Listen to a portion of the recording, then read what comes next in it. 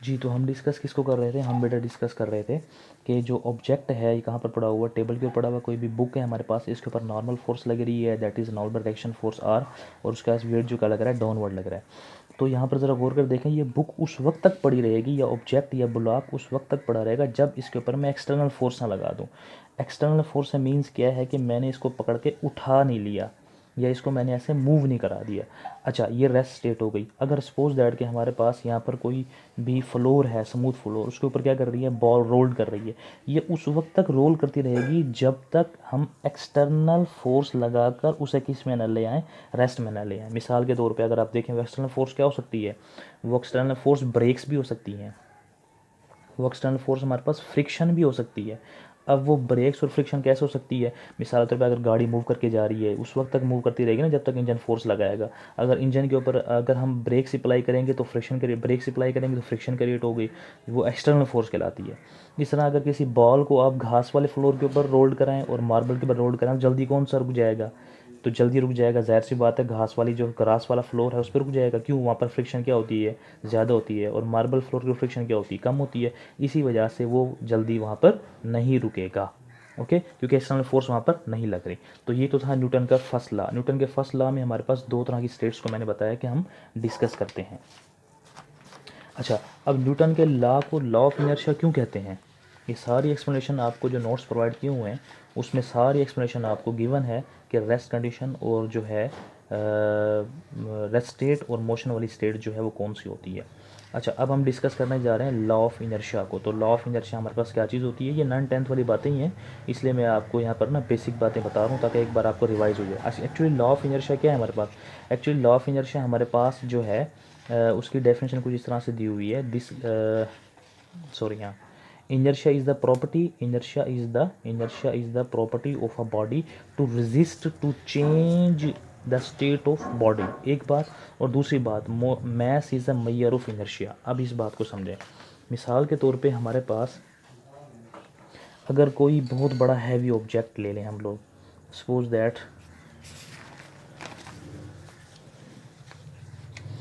That एक हमने object ले लिया ये वाला, ठीक है, इसका मैस जो है हमारे पास 500 किलोग्राम है, और एक अब मैस ले लिया हमने ये, इसका एक ऑब्जेक्ट ले लिया, इसका मैस है हमारे पास 20 किलोग्राम, ये तो 20 किलोग्राम।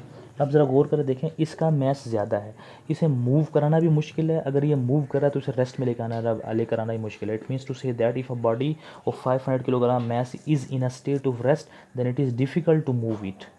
सिमिलरली अगर इसके वाइस वर्सा, इसका उलट चलें, अब ये 20 किलोग्राम का मैस है, अगर ये रेस्ट में है तो उसे मूव कराना आसान है, अगर ये मूव कर रहा है तो रेस्ट में लेकर आना भी आसान है।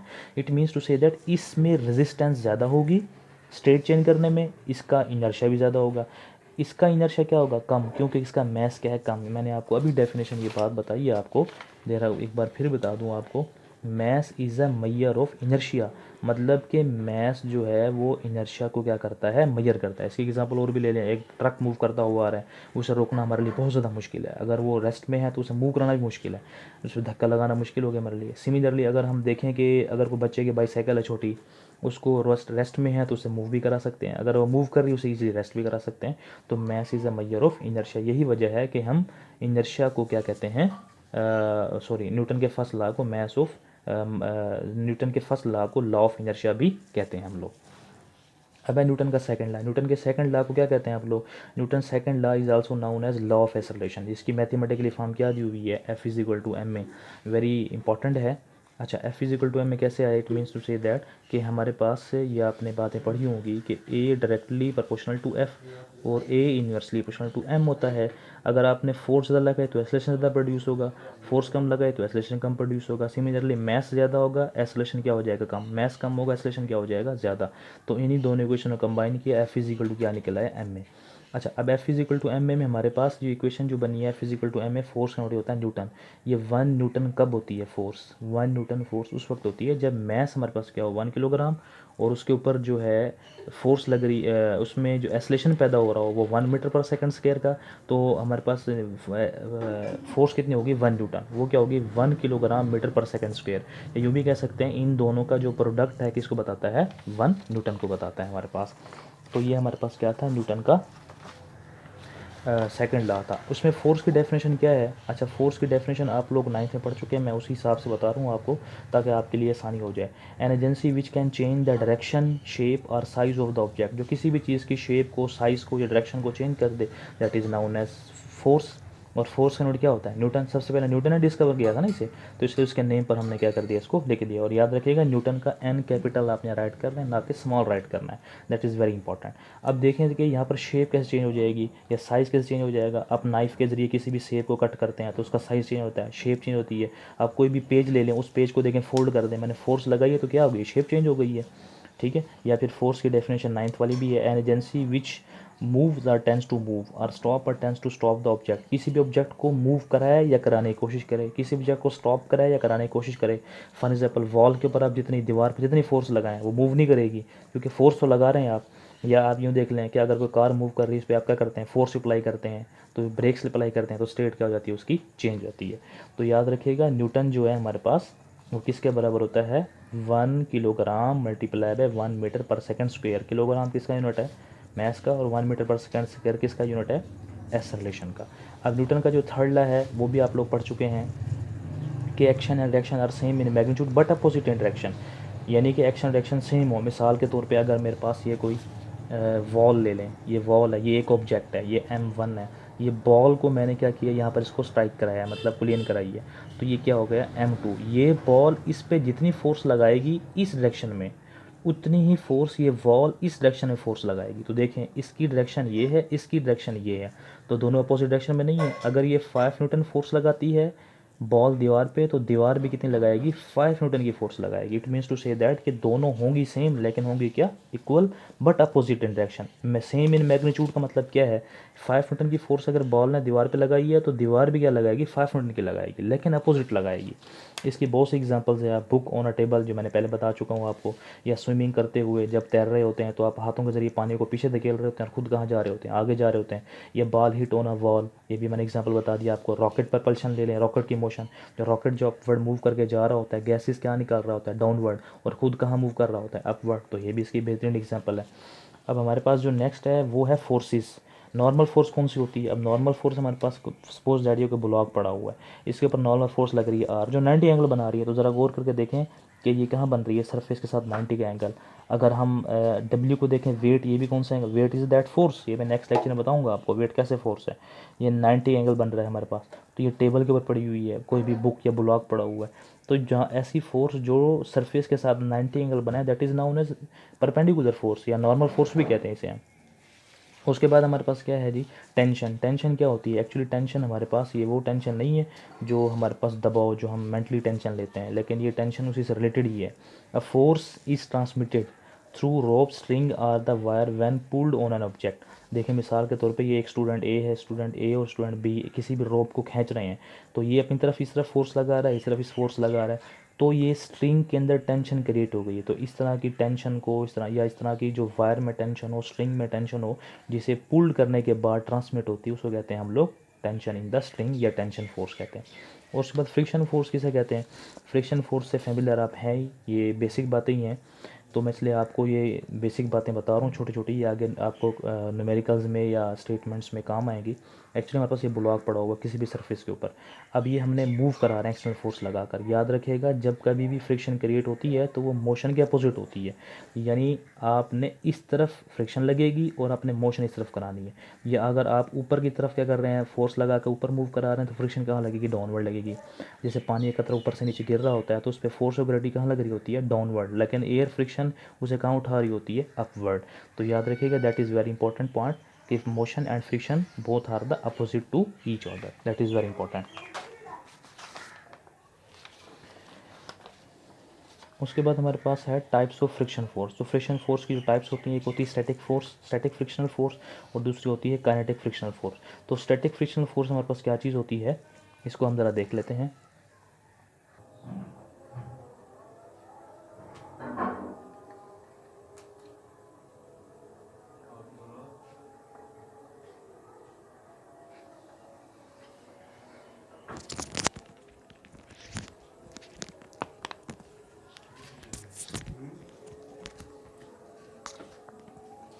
ये तो हम डिस्कस कर रहे थे हम लोग डिस्कस कर रहे थे किसको बोला, फ्रिक्शन फोर्स को।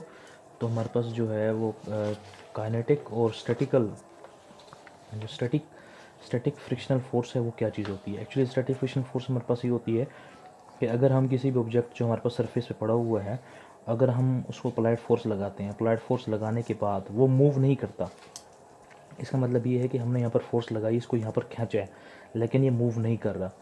जब ये मूव नहीं कर रहा तो it means to say that अब जो इस पर सरफेस और इस ब्लॉक के दरमियान जो फोर्स होगी उसे क्या कहेंगे, फोर्स ऑफ स्टैटिक फ्रिक्शन, यानी स्टैटिक फ्रिक्शनल फोर्स कहेंगे उसे हम, क्योंकि ज़ाहिर सी बात है यही वो स्टैटिक फ्रिक्शन फोर्स है जिसको मूव करने नहीं दे रही। अच्छा, सिमिलरली अगर हम काइनेटिक फ्रिक्शनल फोर्स की बात करते हैं तो काइनेटिक फ्रिक्शनल फोर्स की बात क्या है, सपोज दैट कि इस ब्लॉक को हम लोग मूव कराते हैं और इस पर लगाते हैं फोर्स, और फोर्स लगाने पर जो है ये मूव नहीं करता, it means to say that static friction force है। लेकिन अगर हम कुछ इतनी ज़्यादा फोर्स लगाते हैं कि ये ब्लॉक क्या करना शुरू कर देता है, मूव करना शुरू कर देता है, it means to say that it will accelerate when we applied an external force.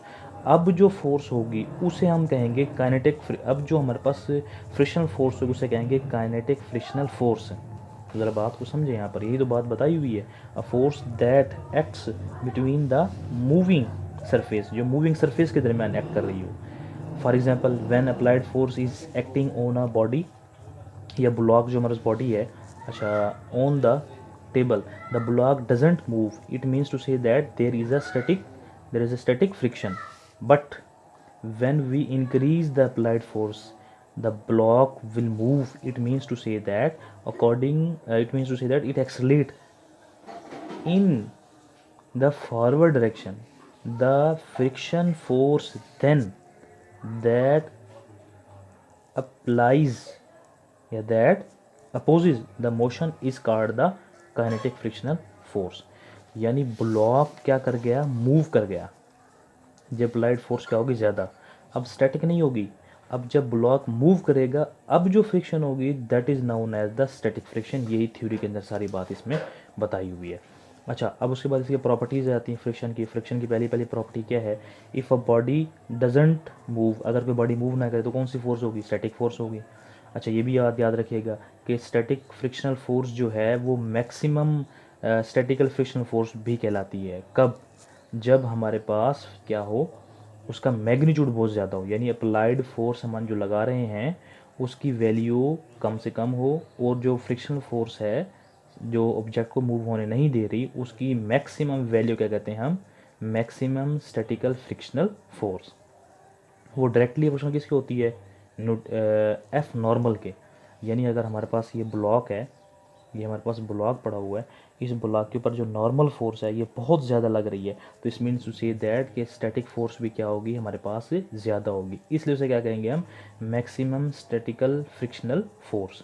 अच्छा, प्रोपोर्शनलिटी ख़त्म करने के लिए क्या लगाते होते हैं, म्यू एस लगाते हैं, और म्यू एस हमारे पास क्या है, कोफिशिएंट ऑफ स्टैटिक फ्रिक्शन। ठीक है, अगर आपने इसकी वैल्यू फाइंड आउट करनी है तो एफ एन यहाँ पर क्या हो रहा है, मल्टीपल है, वहाँ जाकर क्या हो जाएगा, डिवाइड। तो म्यू एस का कोई यूनिट नहीं होता, क्यों, that is the ratio between the two forces. यानी for example F S over क्या कर दें हम लोग, एफ कहते हैं, तो फोर्स का यूनिट भी क्या होता है, न्यूटन, इसका यूनिट भी क्या होता है, न्यूटन, तो न्यूटन से न्यूटन क्या हो जाएगा, कैंसिल आउट हो जाएगा। सिमिलरली हमारे पास जो सेकंड प्रॉपर्टी, थर्ड प्रॉपर्टी है वो कौन सी है, if a body begins to slide, ठीक है, अलोंग द सरफेस, अगर कोई बॉडी सरफेस से अलोंग मूव करना शुरू कर दे उस वक्त जो फ्रिक्शन होगी उस फ्रिक्शन क्या कहेंगे हम, काइनेटिक फ्रिक्शन, और उसकी वैल्यू भी क्या होती है, म्यू के एफ एन। ये म्यू के क्या है, statical coefficient of kinetic friction, F N से क्या होगा, नॉर्मल फोर्स होगा, ये आपस में क्या होंगी, डायरेक्टली प्रोपोर्शनल होगी। कहने का मतलब ये है कि एफ के directly proportional to F N, यानी नॉर्मल फोर्स ज़्यादा होगी तो स्टैटिकल काइनेटिक फ्रिक्शन फोर्स भी क्या हो जाएगी, ज़्यादा हो जाएगी हमारे पास। अच्छा जी, अब हम बात करते हैं, हमारा सेकंड लास्ट टॉपिक वो है वेट और मैस। वेट क्या चीज़ होती है और मैस क्या चीज़ होती है। Actually weight is a force, weight force होती है जिसकी मैथमेटिकली फॉर्म आप लोग पहले पीछे पढ़ चुके हैं, मैं फिर ही बता देता हूँ आपको कि वेट हमारे पास कैसे फोर्स होती है। एक्चुअली वेट जो है हमारे पास, वो आपने इक्वेशन पढ़ी होगी एक, F is equal to W, F is equal to W. Actually weight ही हमारे पास क्या होती है, एक्चुअली फोर्स होती है। For example weight change place to place, weight क्या होती है, चेंज हो रहा होता है प्लेस टू प्लेस। मिसाल के तौर पे अगर हम ज़मीन के करीब हैं यानी अगर हमारे पास ये अर्थ है, अगर अर्थ के करीब है तो यहाँ पर वेट कुछ और होगा। अगर हम स्पेस में चले जाएंगे यानी ज़मीन से जैसे जैसे दूर जाते जाएंगे तो वेट की वैल्यू क्या होती जा रही होगी, चेंज होती जा रही होगी। तो वेट का यूनिट क्या होता है, न्यूटन होता है। कैसे न्यूटन होता है, एक्चुअली फोर्स का यूनिट और वेट का यूनिट सेम होता है ना, क्योंकि एफ इजिकल टू क्या होता है, डब्ल्यू, तो दोनों का यूनिट क्या होगा, सेम होगा। और उसके बाद weight is a vector quantity, जाहिर सी बात है इसकी डायरेक्शन क्या होती है, ऑलवेज टूवर्ड्स अर्थ होती है। किसी ऑब्जेक्ट को इस तरह फेंकें, इस तरह से फेंकें, ऊपर फेंकें या इस तरह से फेंकें तो उसने कहाँ आना है, हमेशा डाउनवर्ड ही आना है। तो इसकी फिक्स डायरेक्शन होती है। अब वेट की डेफिनेशन क्या है, weight is that force, weight भी एक फोर्स है विद विच अर्थ अट्रैक्ट्स। यानी कि अब देखिए मिसाल के तौर पे अगर आप इस पेन को ले लें तो इसका वेट कम होगा क्योंकि उसको फोर्सबिलिटी क्या लग रही है, कम लग रही है। अगर मैं कोई भारी भरकम पत्थर उठा लूँ तो उसका वेट ज़्यादा होगा क्योंकि उस पर लगने वाली फोर्स ऑफ ग्रेविटी भी क्या है, ज़्यादा है। तो इसे तो कहा है weight is that force with which earth attracts, यानी वेट ही वो फोर्स है, वेट फोर्स एक्चुअली जिसे क्या करती है, ज़मीन अपनी तरफ खींचती है। अच्छा, अगर हम मैथ्स की बात करते हैं तो मैथ्स हमारे पास क्या है, मेजर ऑफ इनर्शिया, पीछे बता चुका हूँ आपको मैं। Maths remain same point two point, यानी अगर बिलफर्ज आप शॉपकीपर के पास जाते हैं और कहते हैं कि 5 किलोग्राम मुझे शुगर दे दे, तो 5 किलोग्राम शुगर की वैल्यू जो है mass quantity, matter of quantity, हमारे पास मैथ्स की डेफिनेशन क्या है, quantity of matter is known as mass. ठीक है। अच्छा, मैं आपको बात बता रहा था कि मैथ्स प्लेस टू प्लेस या पॉइंट टू पॉइंट चेंज नहीं होता। मिसाल के तौर पे अगर आप छत पे ले गए हैं 5 किलोग्राम चीनी को तो उतनी ही रहेगी। अगर आप दूसरी मंजिल पे ले गए हैं, तीसरी मंजिल पे ले गए हैं, तो वहाँ पर मैथ्स की वैल्यू सेम रहेगी, लेकिन वेट बार बार क्या होता जा रहा होगा, चेंज, क्योंकि प्लेस टू प्लेस क्या हो रहा होता है, चेंज। इसका यूनिट क्या होता है, किलोग्राम होता है। और ये कौन सी क्वांटिटी है, स्केलर क्वांटिटी, इस मतलब इसकी कोई डायरेक्शन भी नहीं होती। उसके बाद हमारा लास्ट टॉपिक जो है वो है सेंट्रीपिटल फोर्स। तो सेंट्रीपिटल फोर्स एक्चुअली हमारे पास क्या चीज़ होती है बेटा, सेंट्रीपिटल फोर्स एक्चुअली दो वर्ड का जो कम्बिनेशन है, एक है सेंट्रम, लैटिन वर्ड है, सेंट्रम का मतलब होता है सेंटर, और पीटर का मतलब क्या होता है, टू सीक। तो मतलब कि ऐसी फोर्स होगी, यानी सेंट्रीपिटल फोर्स क्या होती है, सेंटर सीकिंग फोर्स भी कहते हैं। Centre seeking force, centripetal force has a two combination as given above, जैसे कि ऊपर दिया गया है। It is also known as the centre seeking force, यानी ये ऑब्जेक्ट जब सर्कुलर पाथ में मूव कर रहा होता है, ये देखें जब ऑब्जेक्ट सर्कुलर पाथ में क्या कर रहा होगा, मूव कर रहा होगा, तो उसकी डायरेक्शन क्या होगी, हमेशा टू वर्ड्स क्या होगी, सेंटर होगी, टू वर्ड्स हमेशा सेंटर होगी। और ये क्या है, इसकी वेलोसिटी है, जो क्या कर रहा है, इस टेंजेंशियल वेलोसिटी से क्या कर रहा है, ये मूव कर रहा है। अब ज़ाहिर सी बात है, ये सेंट्रीपिटल फोर्स जब किसी ऑब्जेक्ट पे लग रही होती है तो क्या पैदा करती है, एसिलेशन प्रोड्यूस कर रही होती है। उस एसिलेशन को क्या कहते हैं, सेंट्रीपिटल एसिलेशन। ठीक है। सेंट्रीपिटल फोर्स का फार्मूला क्या है, mv² आर। एम से क्या होगा, मैस, कौन सा मैस, ये वाला जो ऑब्जेक्ट मूव कर रहा है। अच्छा, और v से क्या होगा, वो वेलोसिटी। ठीक है। और r से क्या होगा, रेडियस, यानी यहाँ से लेके यहाँ तक ये जो डिस्टेंस होगा उसे क्या कहेंगे हम, रेडियस कहेंगे। ठीक है। तो mv² और क्या हो जाएगा, हमारे पास r हो जाएगा। तो ये इसे हम, अच्छा जी, अब centripetal force acceleration produced by fc is called the centripetal acceleration or the centre seeking acceleration, इसे सेंटर सीकिंग एसरलेशन भी कहते हैं और सेंट्रीपिटल एसरलेशन भी कहते हैं। अच्छा, याद रखिएगा इसकी जो डायरेक्शन होती है, याद रखिएगा एमसीक्यूज में ये बात आ सकती है कि सेंट्रीपिटल फोर्स नॉर्मल फोर्स होती है। जो नॉर्मल क्यों होती है, ज़रा गौर करके देखें, ये हमारे पास वेलोसिटी है और ये क्या है, हमारे पास सेंट्रीपिटल फोर्स की डायरेक्शन है। तो ये आपस में कौन सा एंगल बना रही है बेटा, 90 एंगल बना रही है। तो हम क्या कह सकते हैं कि centripetal force is always making an angle of 90 to the motion of a body, यानी बॉडी के मोशन के क्या होती है, हमेशा 90 का एंगल ये बना रही होती है। That is very important.